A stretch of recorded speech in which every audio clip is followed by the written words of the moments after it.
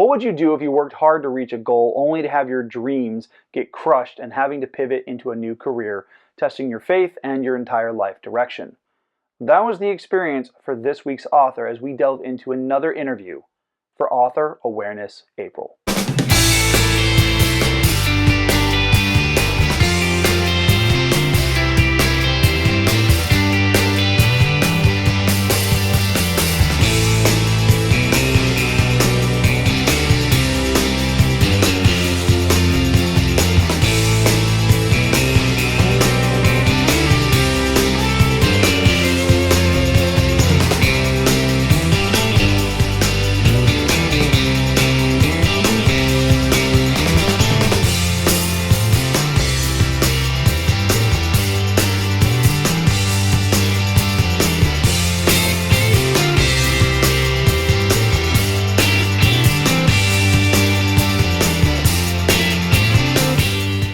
Hey, welcome back to The Right Way, where we talk book recs, creative writing tips, and especially this month, author interviews. I've got another great interview for everyone, but before I jump into that conversation, here are some updates for you to chew on. First up, Free Comic Book Day is in just a few weeks. Comic book shops around the country will be giving away samples of new comic titles launching later in the year. Different shops celebrate different ways. I'll be down at DJ's Collectibles in downtown Hanford, signing and selling copies of my books. The date is Saturday, May 2nd, which is followed up by Star Wars Day on Monday, May 4th, and a real Taco Tuesday on Cinco de Mayo, so that's kind of awesome. Next, I'm going to be doing another giveaway at the start of June. I'll be giving away 3 promo codes for audiobook versions of Midnight Playground exclusively on Audible. No, I want to have to say this right now. No, I am not sponsored by Audible. That's just where the promo codes work. Sign up for free, and so, yeah, let's get on with this week's interview.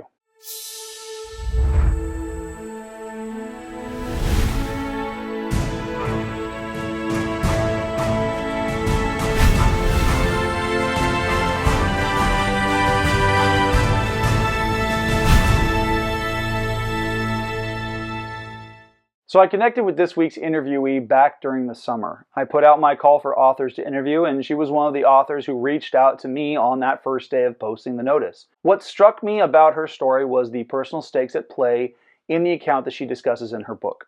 So please join me in welcoming author Sarah Hickner to The Right Way. Hey Sarah, welcome to the show. Glad to have you. Tell me about what you write. Hey, thanks Garrett for having me.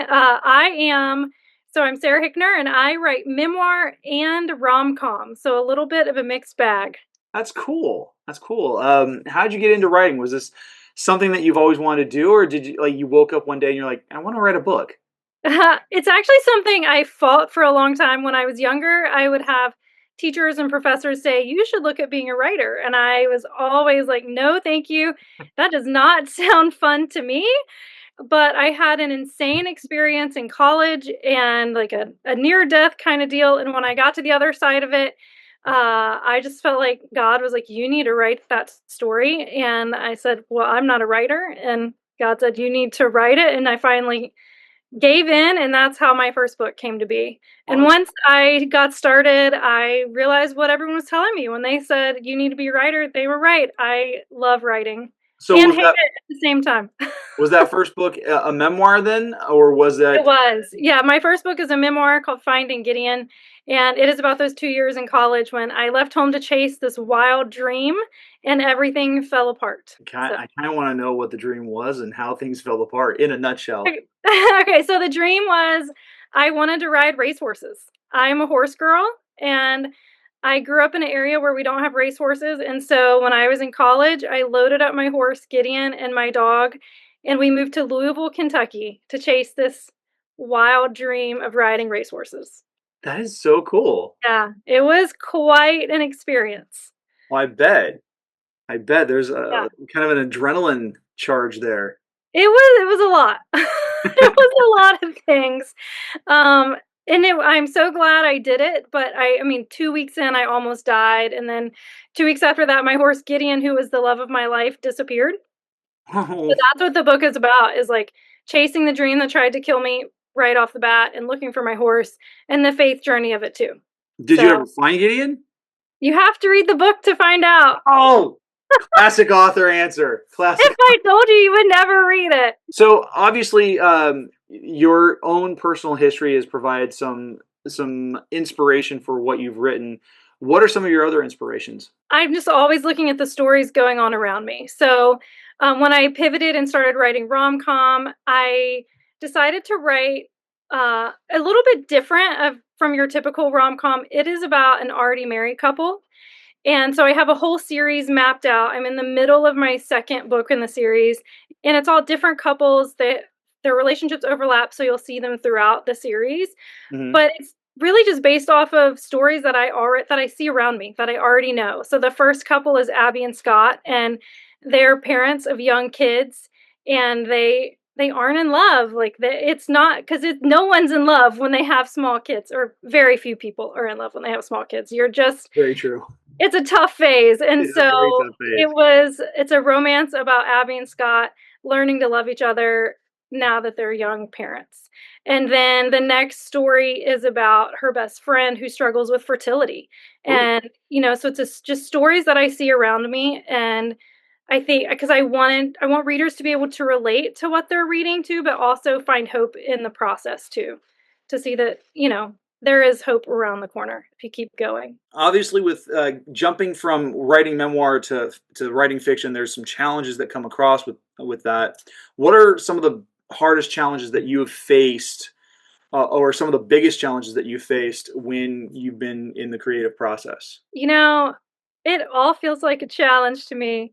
I get into moments where it's fun, and then I get in the fiction world, I get a little bogged down in making sure that everything's going to line up and cross over. I don't feel like I have the best memory, and so I'm really worried I'm just going to not have things line up correctly, or especially because I'm doing a series. It's like um I'm writing a prequel novella right now, and I'm realizing there's stuff in this novella that really should be reflected in the book that's already out. So I'm going to bed thinking, should I just add in a few little things in a book that's already been published just to make sure that they, you know, go together? So I think for me, it's seeing this overall big picture, and making up a story is challenging for me. I mean, part of my brain says it's fiction. I can just make it up. I can do whatever the heck I want to. But as a reader, I'm a very cynical reader, and I want to have fun, but I need to be convinced. Like, don't just have something random come out of nowhere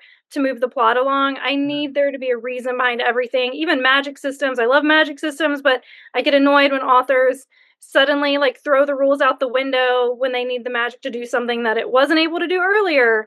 And so I'm a cynical reader, and so I'm trying to be a writer that could live up to my own standards, and that is challenging for me. So I guess that brings me to my next question. If you had any advice for other would-be authors out there, what would you say to them right now? Well, it really depends on what phase you're at. I have a lot of people come to me, which I'm sure you do too, that say, I really want to write a book. I have a book in me. And for those people, just sit down, like turn this off right now and sit down and start writing, because it's never gonna get done if you don't sit down and write.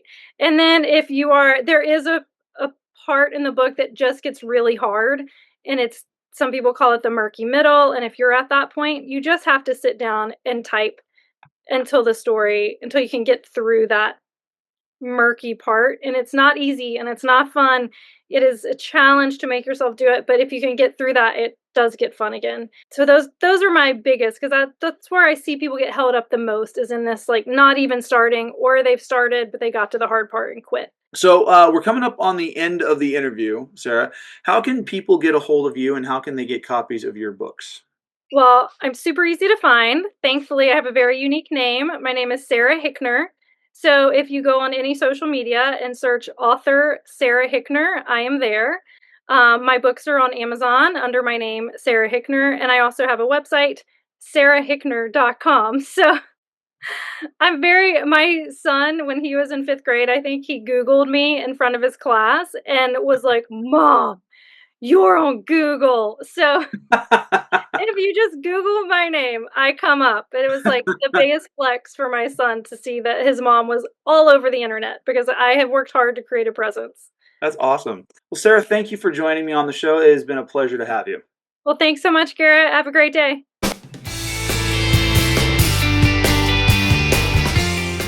Hey, thanks for watching. If you like this video, please click like, click subscribe, and click the bell for notifications on new videos just like this one. A big thank you to my guest, Sarah Hickner. If you'd like to connect with her, get copies of her work, or become a channel supporter, you can find all of those links down in the video description. Make sure to join me next week for my next interview featuring Paula Omakomian, and keep on writing the right way.